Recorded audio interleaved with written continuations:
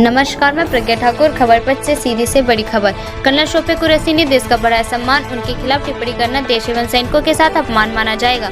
जिला न्यायालय सीधी के वरिष्ठ अधिवक्ता पुष्पराज सिंह बघेल ने कही बड़ी बात। उन्होंने कहा कि जिस तरह भाजपा के नेताओं की बयानबाजी हो रही है वह बेहद निंदनीय है। देश की सुरक्षा को लेकर भारत की सेना ने देश को गौरवान्वित किया है। उनके खिलाफ टिप्पणी करना बेहद गलत है। न्यायपालिका द्वारा इस मामले को लेकर कार्रवाई करने का निर्देश दिया गया है। आगे उन्होंने क्या कहा, सुनिए पूरी बात प्रज्ञा ठाकुर के साथ।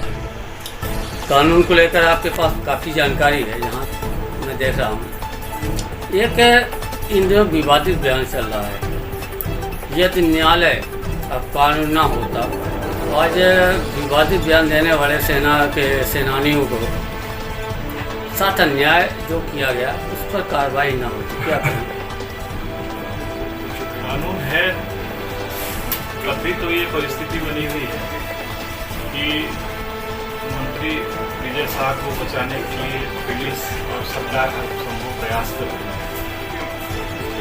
कानून है तब भी उन्होंने जिस प्रकार से FIR दर्ज किया और माननीय हाई कोर्ट ने कहा है कि इस प्रकार की FIR में कोई दम नहीं है। इस FIR को पेश किया जा सकता है, कराया जा सकता है। तो कानून होने के बाद भी ये परिस्थितियाँ बनी हुई है कि विजय शाह जी को बचाने के लिए सरकार अपना सब कुछ दांव पर लगा के रखी हुई है।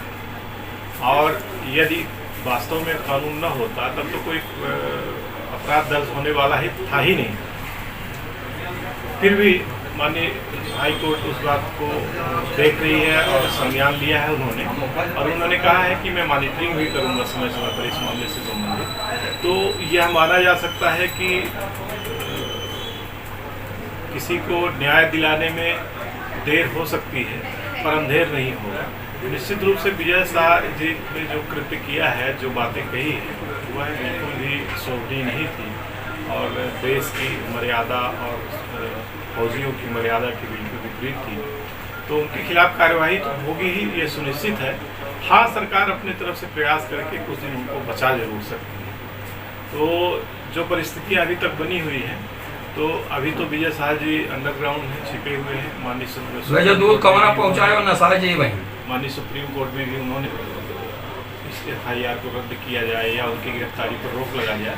तो मैं मान के चलता हूँ कि भविष्य में उनके खिलाफ कार्रवाई जरूर होगी। क्या लगता है कर्नल शोफिया कुरैशी भारत देश की, उनके परिवार भी झांसी की रानी के साथ भी सहयोग किए थे, क्या लगता है कि वो मुसलमान हैं, हिंदू महिलाएं की तरफ से वो पाकिस्तान में युद्ध करने के लिए मैदान पर उतरी थी?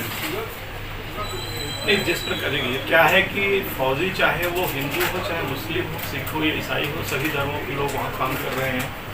अलग अलग बटालियन तक की वहाँ बनाई गई है।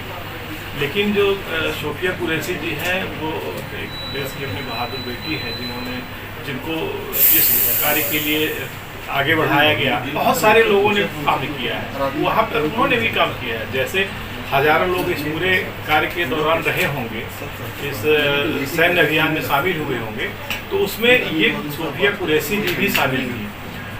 ये बात जरूर है कि वो सामने आकर जो बयान वगैरह हो रहा था, तो वो सामने आकर बयान के लिए बैठी हुई थी। पहली बहादुर महिला प्रधानमंत्री जी ने भेजा, पहली बहादुर महिला को पाकिस्तान भेजा कि इनको। लेकिन हाँ, ये कहा जा सकता, जैसा आप कह रहे हैं, ये कहा जा सकता है कि विजय शाह जी की जो मानसिकता थी वह यहाँ पर मात्र इसी के कारण सामने आई है, चूँकि वह एक महिला जो थी शोफिया कुरैशी जी, वो मुस्लिम वर्ग की आती थी। तो उन्होंने मुस्लिम वर्ग को टारगेट करने के लिए यह बयान दिया है कुल मिलाकर। और यहाँ पर वो यह भूल गए कि वो चाहे मुस्लिम हो चाहे हिंदू हो, वो सेना के लिए काम कर रही है, देश के लिए काम कर रही है, हमारे देश की प्रतिनिधि के रूप में काम कर रही है। वहाँ पर जाति के संबंध में किसी भी प्रकार का भेदभाव नहीं होना चाहिए। शोफिया कुरैशी को नेपाल में भी आक्रमण के लिए कभी भेजा जा सकता है, कभी पाकिस्तान भेजा जा सकता है, कभी और ऐसे देश भेजा जा सकता है जो ईसाइयों से संबंधित हों। तो वहाँ पर हिंदू मुस्लिम ईसाई से मतलब नहीं हुआ, देश का प्रतिनिधित्व करने से मतलब था। तो वहाँ उनका बयान बेहद निंदनीय था और उन्होंने मात्र मुस्लिम वर्ग की महिला होने के कारण उसे टारगेट किया। आप जिला न्यायालय में कई वर्षों से वरिष्ठ अधिवक्ता के हिसाब से लोगों को न्याय भी दिलाते आ रहे हैं। चाहे जिला न्यायालय हो, चाहे हाई कोर्ट हो, चाहे सुप्रीम कोर्ट हो, जिला न्यायालय और हाई कोर्ट यह मानते हैं कि ये स्वतंत्र हैं नहीं तो ना मुख्यमंत्री केजरीवाल जेल जाते, ना कोई भी कार्रवाई होती। हाँ, ये निश्चित रूप से माना जा सकता है। अभी आज ही का अखबार में देख रहा था तो अपने भारत के चीफ जस्टिस जो हैं CJI गवई साहब, वो अभी महाराष्ट्र में अपने गृह क्षेत्र में गए थे और कल संभवतः शनिवार को उनका कार्यक्रम था महाराष्ट्र में, जहाँ पर उन्होंने कहा है कि वो उनकी वेदना इसलिए प्रकट हुई चूँकि वहाँ पर मुंबई के पुलिस कमिश्नर और DGP वगैरह उनको रिसीव करने के लिए प्रोटोकॉल का पालन नहीं किया और नहीं पहुँचे। वो भारत के मुख्य न्यायाधीश हैं। उन्होंने कहा है कि यहाँ प्रत्येक जो पिलर होते हैं, आधार स्तंभ जो भी हैं इस देश के लिए, चाहे वो कार्यपालिका हो, चाहे न्यायपालिका हो, चाहे व्यवस्थापिका हो, सभी को अपना अपना काम करना चाहिए, सभी को अपने अपने कर्तव्यों का पालन करना चाहिए। कभी कभी चूक हो जाती है, पालन नहीं करते हैं, जब कार्यपालिका या विधायिका अपना काम नहीं कर पाती है तब उस समय पर फिर कानून को अपना काम करना पड़ता है। लास्ट सवाल है, तिरंगा यात्रा, एक तरफ सेना का अपमान, दूसरी तरफ भाजपा तिरंगा यात्रा निकाल रही है, क्या वजह है?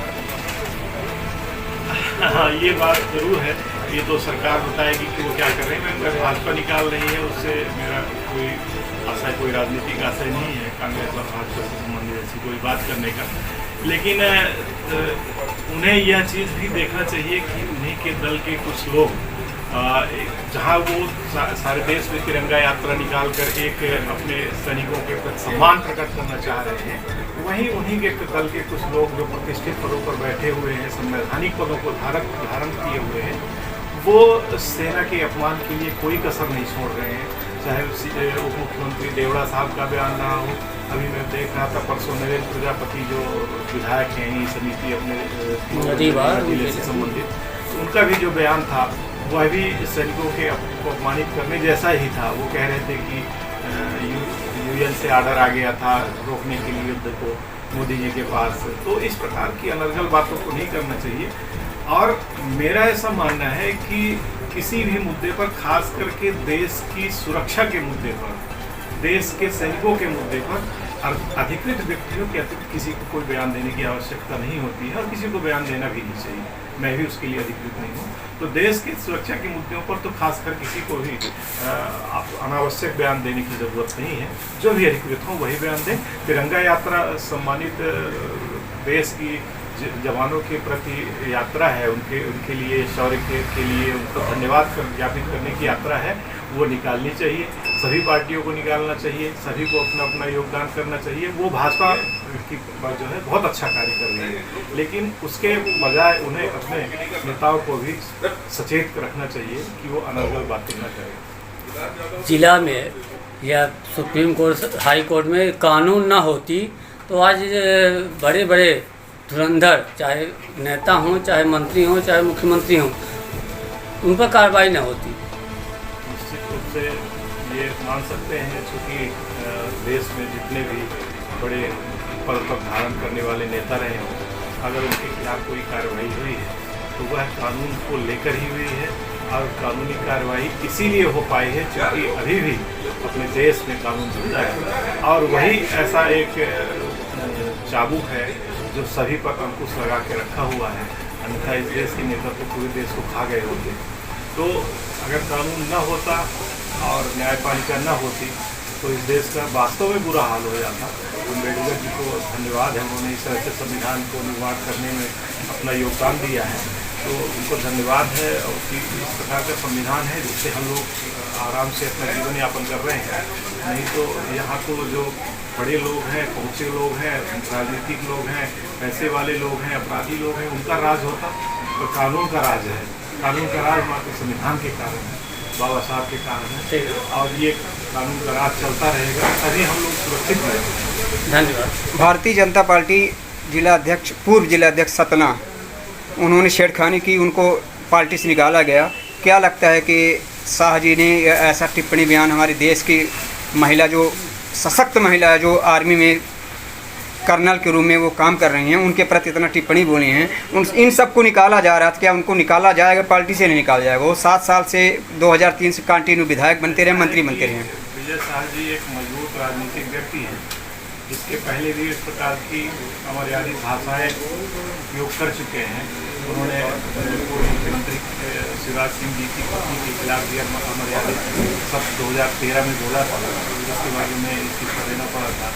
इसके अलावा उन्होंने बच्चियों को ड्रेस के वितरण के कार्यक्रम में भी कुछ, टी शर्ट के वितरण के कार्यक्रम में भी कुछ अमर्यादित शब्द बोले थे।